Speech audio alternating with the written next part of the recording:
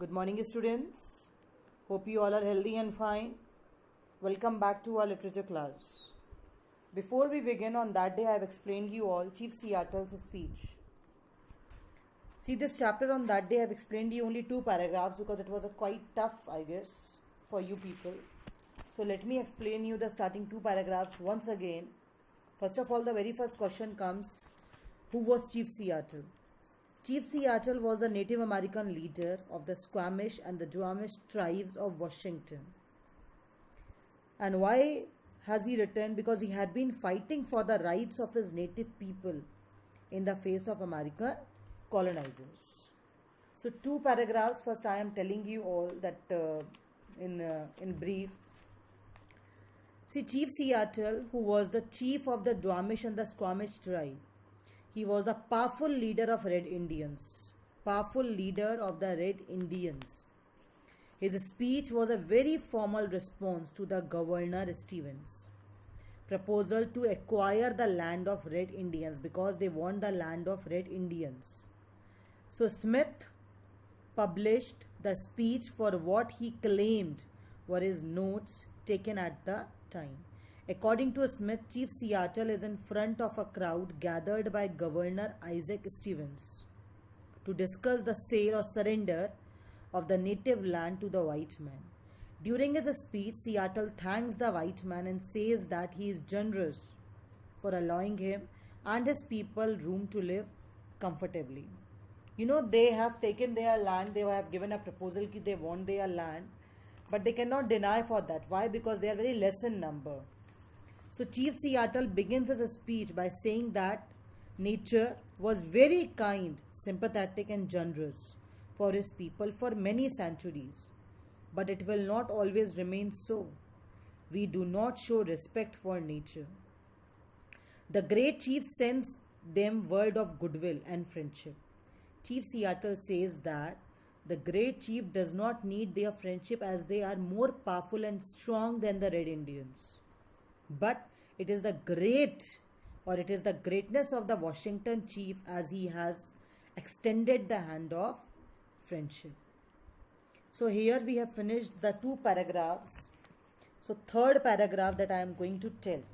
See, 2 paragraphs, the Chief Seattle, he was telling regarding yonder sky that has wept tears of compassion upon my people for centuries untold, and which to us appears changeless and eternal, may change. Today is fair, tomorrow it may be overcast with clouds. My words are like the stars that never change. Whatever Seattle says, the great chief at Washington can rely upon with as much as certainty as he can upon the return of the sun or the seasons. The white chief says that big chief at Washington sends us greetings of friendship and goodwill. That is why he was very thankful. This is kind of him, for we know he has little need of our friendship in return. Why? Because if somebody has a good number of things, the person who is very good, he has a good strength, so he does not need our friendship. Basically, if he is sending us, he will give us the small praise, so it will be a very good to him. So his people, why? Because his people are many. And how are they? They are like the grass that covers vast prairies. My people are few. Here the Chief Seattle is telling, my people means the Red Indians, they are very few. They resemble the scattering trees of a storm-swept plain.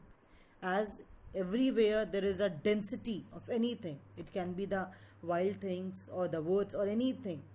But all of a sudden, if there is a storm, so what happens? Everything scattered here and there. So the great and I assure good white chief sends us word that he wishes to buy our land, but he is willing to allow us enough to live comfortably. This needed indeed appears just even generous for the red man.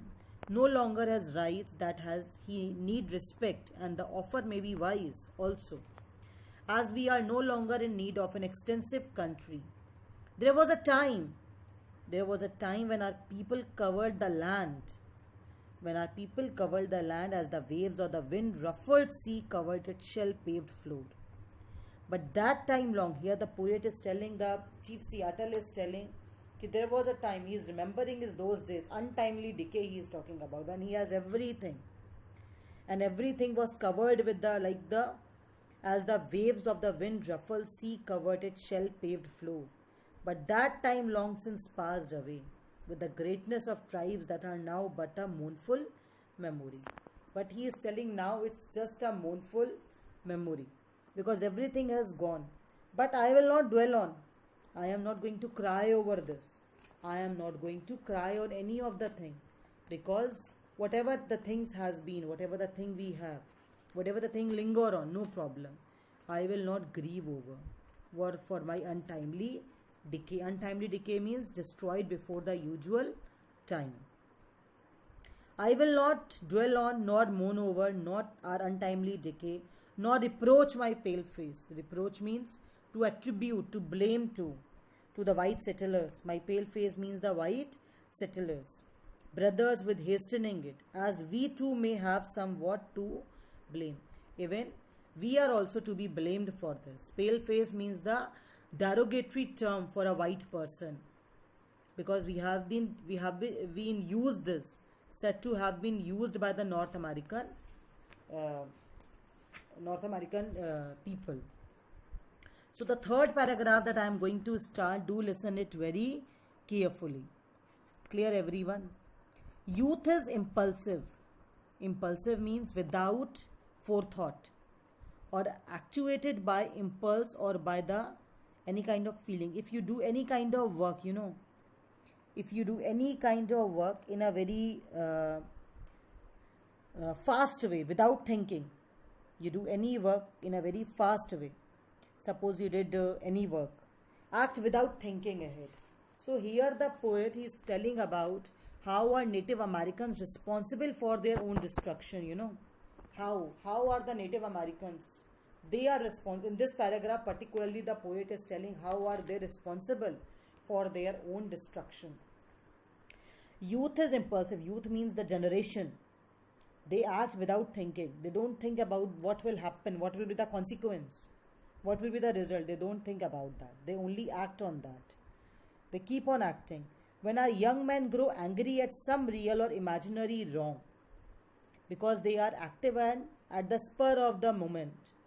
When the young Native Americans being angry, they disfigure their faces. When our young men grow angry, when they become too angry at some real or imaginary wrong or disfigure their faces, they change their faces with black paint. They disfigure their faces. They paint their faces with black. Everything gone. They don't know what exactly they have to do. It denotes that their hurts are black. They are not dirty. They are not bad. But you stop being who you really are. So that is why they start covering their faces. They begin to make their faces black. Clear? So youth is impulsive because they grow angry at some real or the imaginary wrong, and they often become very cruel or so-called relentless. In this case, it becomes difficult for the old man. You will read it. It is very difficult for the old man and the woman to prevent them from going to the path of violence or destruction. Clear, everyone? So youth is impulsive. Youth is impulsive means they act without thinking. They don't think, they only act. They only act. When our young men grow angry at some real or imaginary wrong and disfigure their faces with black paint. They disfigure their faces with black paint. It denotes that their hurts are black. It denotes that their hurts are black. Their hurts are they have disfigured their faces. Their hurts are black. And that are often cruel and relentless. That are often cruel and relentless. So disfigure means to mar the figure of. Relentless means stern, insensible to the distress to others. And our old men and old women are unable to restrain them. Restrain means control them, because they are becoming so aggressive. They are becoming so angry that they are unable to restrain them. The old men, their parents, they are unable to restrain them. Between us They are unable to restrain them. Thus it has ever been. So this going on, it's keep on going. You may be very kind hearted and very sensitive in real life, but the moment you paint your face black, it means you have become cruel, relentless warrior, a violent warrior, incapable of goodness and kindness. Thus it has ever been, thus it was when the white man began to push our forefathers even westwards, ever westwards. Thus it has ever been, because this was going on. This was going on. Clear? Because they have this kind of nature. He points out that our youth is impulsive and the young man often indulge in revengeful activities. If you did this to me, I will also do it to you. This is called tit for tat. Revengeful acts considering them to be gainful. During war and the other revengeful acts, they even lost their own lives. The white man began to push their forefathers even westward. Towards the west, they were started going on that side. But let us hope the hostilities means the main thing, to drive, to impel by a force of pressure. ठीक है ना? Animosities. So you can say the relationships, but let us hope that the relationship between us may never return. The main thing, that we did something that may never return. We would have everything to lose, nothing to gain. We would have everything to lose, nothing to gain. Why? Because we were so impulsive in revengeful acts, considering them to be gainful. Revenge by young men is considered gain. If we take any kind of revenge, we think we are getting so much of gain. But think about the parents, think about them. The Chief Seattle is telling about the member. The member of their families have to suffer from utter sufferings and sorrows. So he suggests that his natives and the white settlers should make a peaceful atmosphere, and they should never think of hostility, the bad relationship. Because revenge by young men is considered gain. They think if I'll take the revenge, I'll get the gain, even at the cost of their own lives. If suppose they die also, they think they will be doing something good. But think about the old men who stay at home in the times of war. Those who are living during war and the other revengeful acts. Those who are living at home, their own mothers, who have sons to lose, know better. Whose son is going, they know better what exactly is the situation of that particular thing. So the poet is the Chief Seattle, basically he is telling this is very wrong to them. If they are so impulsive, so they should not be. Clear? So basically what kind of attitude Seattle showed towards the kind of behavior of the young man? This is a very kind of violent and aggressive behavior of the youth. He seems to be against the war and revengeful acts of the youths. He favors the friendly relationship of love and peace. He thinks that no gain can be achieved through war and revengeful acts. So we are also responsible for that. Clear? And he has used also the word, the native young men disfigure their faces with black paint. When the native young men grow more furious and violent and seem to be determined to take revenge, they disfigure their faces with black paint. It shows that they have become very cruel, relentless in their hearts. And why? How come their family bears a great loss for which thing? The family of the young man, including the old man, mothers and the wives, have to bear a great loss of losing the worthy young men's lives in the war. So the next paragraph, the poet, paragraph 4 I am talking about, he is talking about what's next. Is there a way forward for the Native American? What exactly is there now? Our good father in Washington, good father, who is the good father? Washington, the president.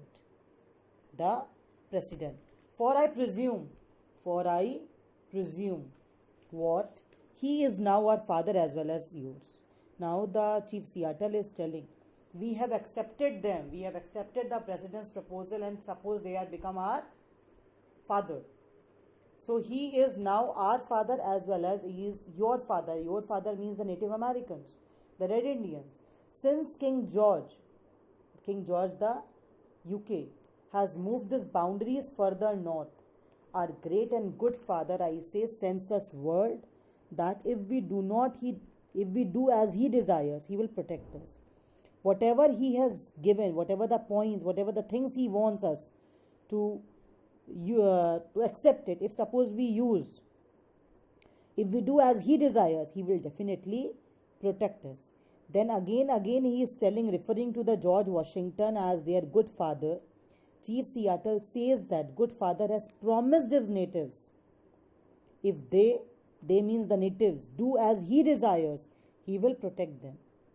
He will protect them and he will protect us. His brave warriors will be to us a bristling wall. Bristling wall means a strong wall of strength, and his wonderful ships of war will our harbors. It means they will definitely protect us. Seattle hopes that their good father will protect them, and his brave warrior, the strong warriors, will prove to be a great wall of strength against their ancient enemies. Ancient enemies कौन से यहाँ पे हमारे हैं? Hydas and Shimshianas. You can see two words, Haidas. Haidas. They are the ancient enemies of the Red Indians. Ancient enemies, of the Red Indians. So if suppose we take their proposal, if we accept their proposal, they will definitely take care of us from our ancient enemies. And who are the ancient enemies? It is written in the capital letter you see in the book. Haidas, Hydas. Can you see everyone? And Shim, Tsim, Shian, Shim, Shians, Shimshians. They will definitely protect us from our ancient enemies who frightened, clear? Who frightened their women, children and the old men. So then in the true sense he would be their father and they would be his children. So the poet, the Chief Seattle, definitely he is telling the Native American believed that England was basically ruled by a man, not a woman. Hence the reference King George, he is telling this all things. He will definitely protect us. You can see these two things over here. He will definitely protect us from if we accept their proposal. And they will definitely protect us. So first of all, what message does the White Chief send to the native people?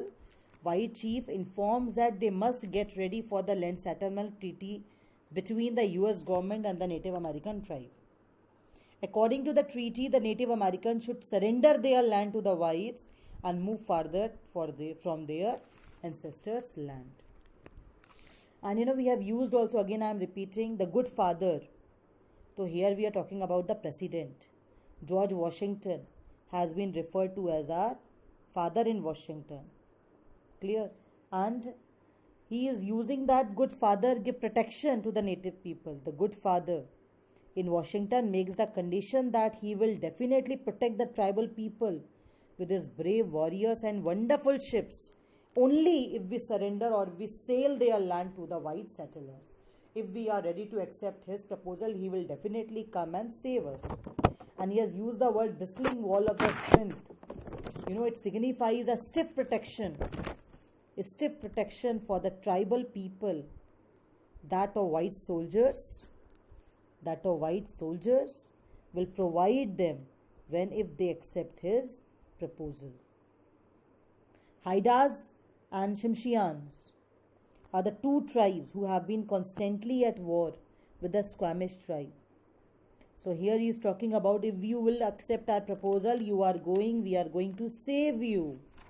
We will save you. So that ancient enemies far as to the northward will cease to frighten those who were, cease means to stop. They will stop to frighten our women, children and old men.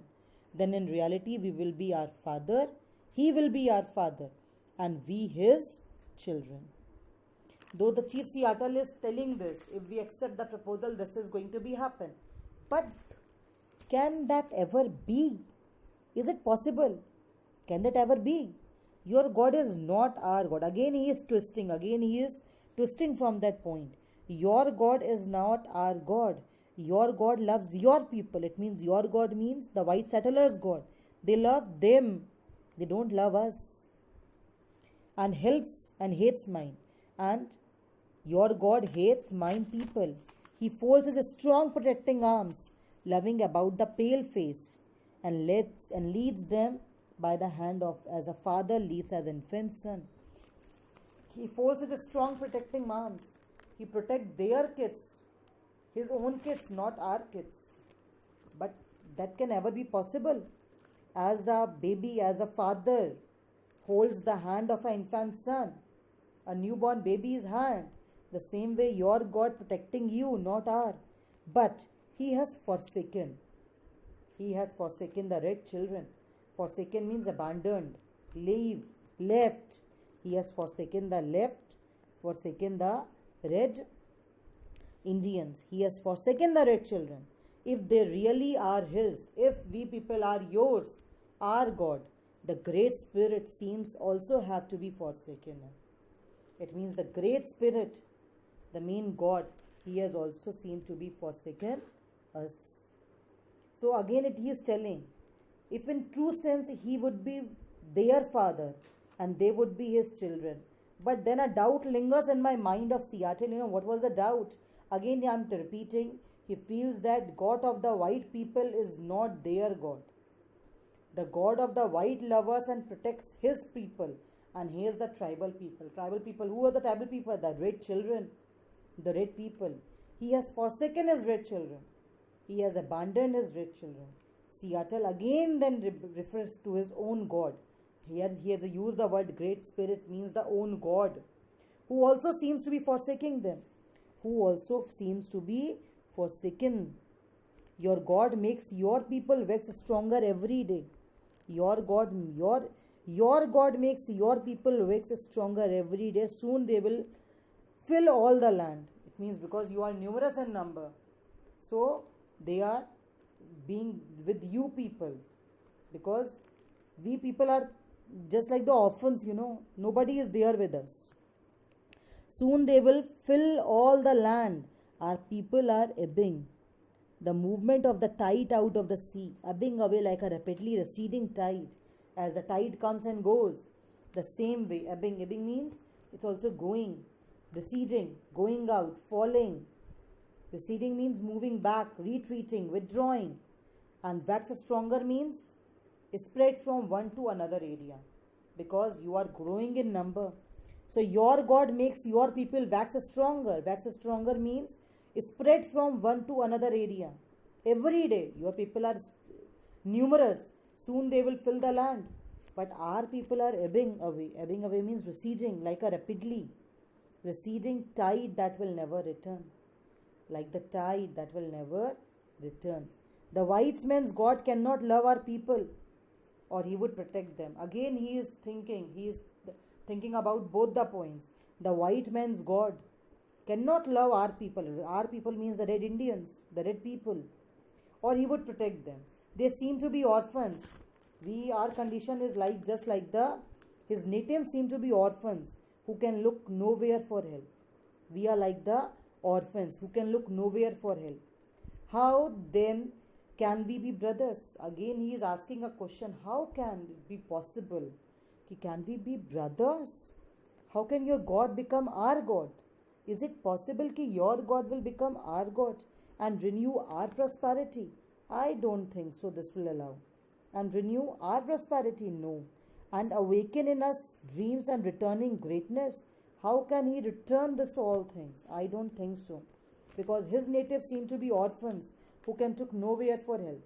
Then he remarks that they are now two distinct races. We have become two different things. If we have a common heavenly Father, if we have a common Father, he must be partial for. He came to his pale-faced children. He must be partial. He is helping. How? It's a difference. Is it actually possible? I don't think so. If we suppose accept his proposal also, it is not possible. He must be partial. For he came to his pale-faced children. We never saw him. He gave you laws. He gave you laws, but had no word for his red children. But had no word. red children, because he does not know, because there is, I don't think so कि something will be possible, because our condition seems to be orphans who can look nowhere for help. Thus it remarks that they are the, what happens, because the whose teeming multitudes, his red children whose teeming multitude once filled the vast continent. Teeming multitude means a large number of people. Your God can be our, how can it will be our God? Because our people, red people, the red Indians, the red children, they were large in number, they were teeming multitudes once filled the vast continents. As the stars fill the firmaments, as the stars were there in the sky, the full night, the stars, the same way our red children, a large number of people were filling the full continent. No, I don't think so. We are, there is no doubt in my mind. Now at last the Chief Seattle is telling, there is no doubt in my mind. What doubt? Ki we are the two distinct races with separate origins and separate destinies. Thus at last the only one thing comes in my mind, ki we are the two distinct races having separate origins and separate destinies. There is little in common between us. A great difference is found between the whites and his people. A great difference is found between the whites and his people. So now again the fifth paragraph, he is telling about the difference of religion and reference for ancestors. You know, to us, now he is talking about his people. To us, ashes of our ancestors, ashes means the ashes that they are burning, and we get the ashes of our ancestors, those who die. Our ancestors are sacred, and resting place is hallowed ground. You wander far from the graves of your ancestors and seemingly without regret. To us, for our people, for our native people, our ancestors' ashes are sacred. Sacred means very true, very holy, very pious, you can say. They are very pious, and their resting place is hallowed ground. Hallowed ground means a very sacred ground, worthy of religion, worthy. And ashes, the remains of the human body when burnt or when returned to dust or natural decay. Clear? Perhaps it is here used for the tombs. So, for us, our ancestors are sacred and their resting places hallowed ground, holy. You wander far from the graves of your ancestors. But you people, the white settlers, they wander, they go very far. They go. They run from that, far from their graves, where they were buried down, their ancestors' body, they were buried down, they left that particular places, your ancestors, and seemingly without regret. And you don't have any regret also. Your religion was written upon the tablets of stone by the iron finger of your God, so that you could not forget. Whatever your buried places, wherever you have buried the thing, your ancestors' bodies and all, you wander far from the graves of your ancestors and seemingly without regret. Your religion, whatever your religion was, that it was written on the tablets of stone. Tablets of stone or by the iron finger. Iron fingers means the fingers of God, of your God, so that you cannot forget. It was written over there, tablets of stone. But the red men could never comprehend or remember it. The red men, they need to comprehend means to understand, to take into the mind. The red men could never comprehend or remember it, because our religion here means the nature, is the tradition of our ancestors. We cannot forget it. We cannot, because it is there in our heart. We are because directly connected with it. We are not disconnected. You people are disconnected with your particular land, with their ancestors. You need to write it somewhere. But our religion, our nature, our way of life is the tradition of our ancestors. Okay? The dreams of our old men, whatever the things they have thought, or whatever the things they have think of, all that things. Clear? The visions of our Shechams. Shechams means the chief of the tribe of the American Indian. The chief, the Shechams, is written in the hearts of our people, because everything is written in our heart. We don't need to remember anything because it is already pasted. Seattle speaks highly about the holiness which is associated not only with the ashes of their ancestors, but also with the land which is their resting place. He is again comparing two things. But the whites move away from their ancestors' graves and do not show any reverence for their ancestors. They did not show any reverence for their ancestors because they don't have any regret. He then says that white men's religion was inscribed upon tablets of stone by the iron fingers of their god, so that they could not forget. Because again and again you will find in both the paragraphs, in all the paragraphs, he is comparing, Seattle is comparing two things. One, white and the red. Whereas the red man could never comprehend or remember it.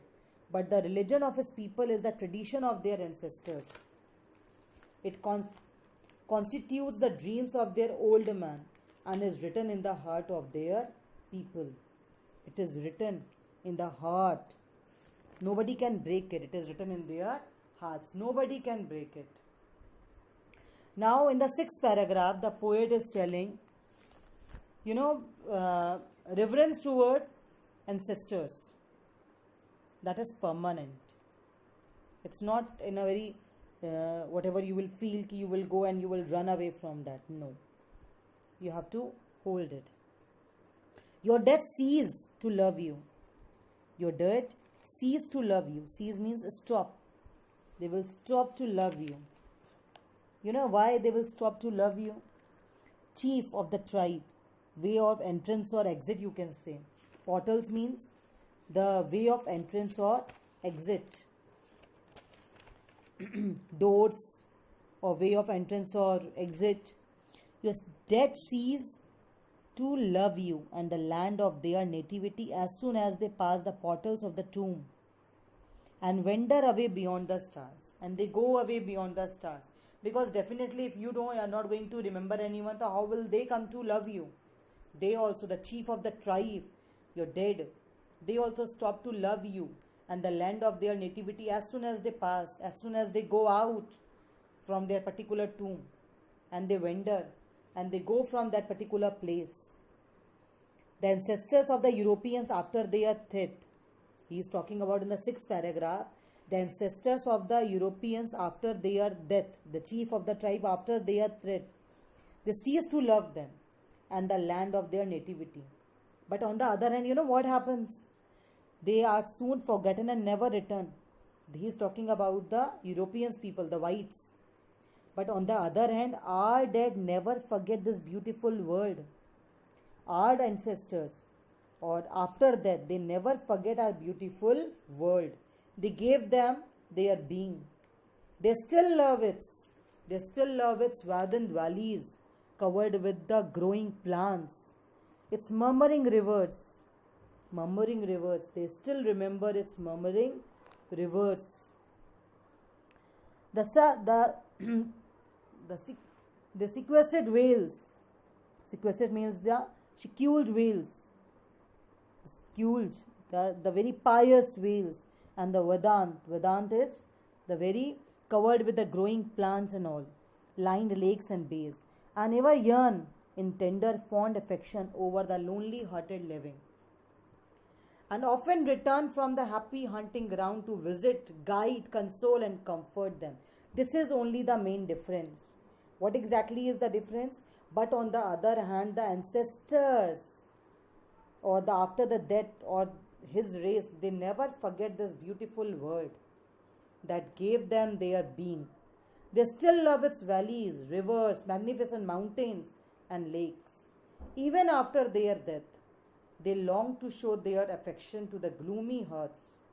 They love to show their affection to the gloomy hearts and often return to visit, guide, console and comfort them. This is only the difference. See, when Chief Seattle was writing this, again and again he is talking about two things. First, the whites, other he is talking about the Red Indians. So again he is telling why this happens, because we are definitely connected with it. We are connected. There was a time when his people were large in number and now they are nothing more than a mournful memory. He again compares the whites to the grass that covers the vast prairies, large in number. His people are few. They resemble the scattering trees of a storm swept plain. And he also says about the Red Indians' religion. See, Seattle says that the religion of the Red Indians is the tradition of their ancestors, the dreams of the old men, given them when in the solemn hours of the night by the great spirits, and the visions that is written in the hearts of the people. And how we can conclude that the natives are more dependent on their ancestor than the white men? Seattle says that the ashes of his ancestors are very sacred and the resting place is very hallowed ground, holy ground. They love to stay in the land with their ancestors. Memories are alive. Whereas the whites, they wander far from their ancestors' graves. The whites, once they are dead, forget their native land and never return. The dead of the red men will never forget their native land and yearn to visit this beautiful land. You know, why do the dead men of the white men cease to love their land and their people? You know why? Because the dead of the white men cease to love their land and the people because they never connect with their land and their spirituality. Their relationship with their land and their people is not sacred or holy. It is the materialistic. It means all of a sudden comes, goes. As soon as they will die, the link to their earthly life breaks and devoid of spiritualism. They are capable of an afterlife. So, what exactly the red men do after that? The dead men of the red men, they never forget their native land where they lived. They still love its Vedant valleys, murmuring rivers, magnificent mountains, valleys, lakes, bays, ever yearn to visit this place again. Moreover, the spirits of the dead keep visiting to guide them, to console them, to comfort the living. Seattle says the red Indians and the white men. A little later, he says something about the red Indians and the white men. Seattle says that the red men have always fled the approach of the white men. But the white man's proposition seems to be he thinks that the people will accept it. He hopes that then they will dwell apart in peace. Seattle says that not a single star of hope hovers around the native horizon, Not a single star of hope. The wind moon, the grim fate follows them. Their situation is seemingly to a wounded doe that is being hunted down. So till now I have explained till the 6th paragraph. Read it at home. Any doubts you can ask it. You can jot down somewhere. When the school reopens, we'll be telling this you all. One more thing, students. I have explained the first poem, that was the Heart of the Tree. I have given 3 paraphrases in the Alifis Raptinagar online classes. So you can get the 3 paraphrases over there, and I guess you all have the workbooks. And workbooks, so many question answers are given and paraphrases are also given in the workbooks. But apart from that, I gave you all the paraphrases. I have already written it.